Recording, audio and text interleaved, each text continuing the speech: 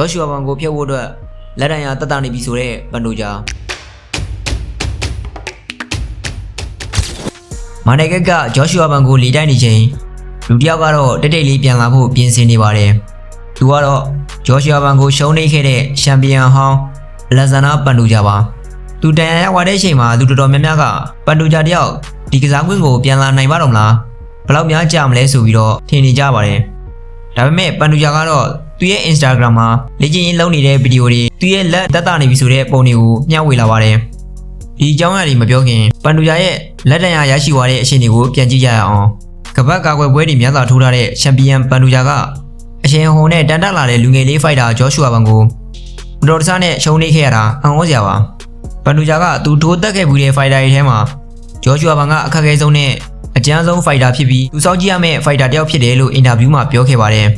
တကယ်တမ်းဂျော့ရှူအာဘန်နဲ့တွေ့တဲ့နေ့မှာပန်တိုဂျာတယောက်စိတ်တွေလှုပ်ရှားနေခဲ့ပါတယ်သူ့လိုတွေ့ကြုံရှိတဲ့ဖိုက်တာကလက်လေးနဲ့တွန်းလိုက်တာတော့ပြန်မထားနိုင်တော့ပဲ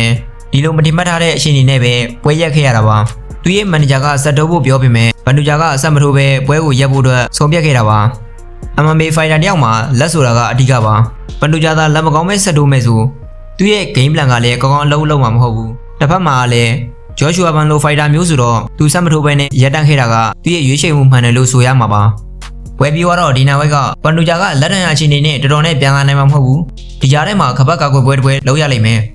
ပန်တိုဂျာရဲ့မန်နေဂျာကသူ့လက်ကအစ်စ်လွဲသွားတာပြတ်တက်ပြီးသွားပြီခပတ်ကာကွယ်ပွဲကိုဂျားသူနဲ့မလုပ်ပဲပန်တိုဂျာကိုစောက်ပေးဖို့ပြောခဲ့တာပါ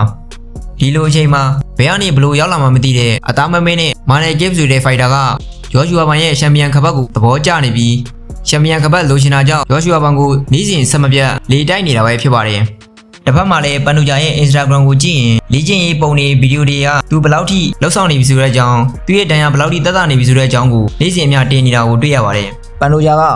ဩဂုတ်လမှာဂျိုဝိုင်းထဲကိုပြန်ဝင်လာမှာဖြစ်ပြီး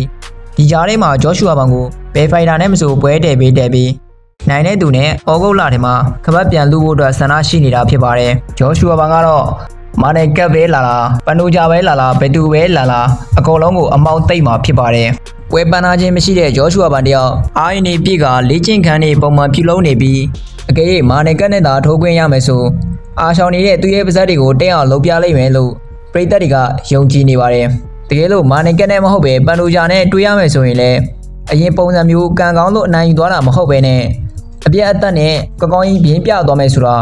ကျွန်တော်တို့ပရိသတ်တွေအနေနဲ့ဂျော့ရှူအာဘန်မှာယုံကြည်မှုတွေရှိနေပါတယ်ပန်တိုဂျာကအသက်ကြီးနေပါပြီလက်တံရကနေပြန်တက်တာလို့ဂျိုဝိုင်းနဲ့ပြန်ဝင်လာရင်ပန်တိုဂျာကပဲအနိုင်ယူသွားမလားဒါမှမဟုတ်ဂျော့ရှူအာဘန်ကပဲလက်ရှိချန်ပီယံခပတ်ကိုဆက်လက်ထိန်းသွားနိုင်မလားဆိုတာမိတ်ဆွေတွေရဲ့အမြင်ကိုလည်းကိုမမှာရေးသွားခဲ့လို့ရပါတယ်ကိုစုံဒီကြည့်ပေးရတဲ့အတွက်ကျေးဇူးအများကြီးတင်ပါတယ် Spotlight မှာ UFC 1ရှက်မြန်ရှက်မြန်မာဖိုက်တာတွေရဲ့အကြောင်းအရာတွေကိုနေ့တိုင်း update ပုံမှန်တင်ပေးနေမှာဖြစ်ပါတယ်။ဗန်ရဲ့နောက်ထပ်ဗီဒီယိုတွေကိုလည်းမကြာခင်တင်ပေးသွားပါမယ်။ကျွန်တော်ရဲ့ channel လေးကို like and subscribe comment လုပ်ပေးဖို့မမေ့ကြပါနဲ့လို့ပြောဆိုရင်ဗီဒီယိုကိုဒီမှာနေဆုံးသက်ရှင်ပါတယ်။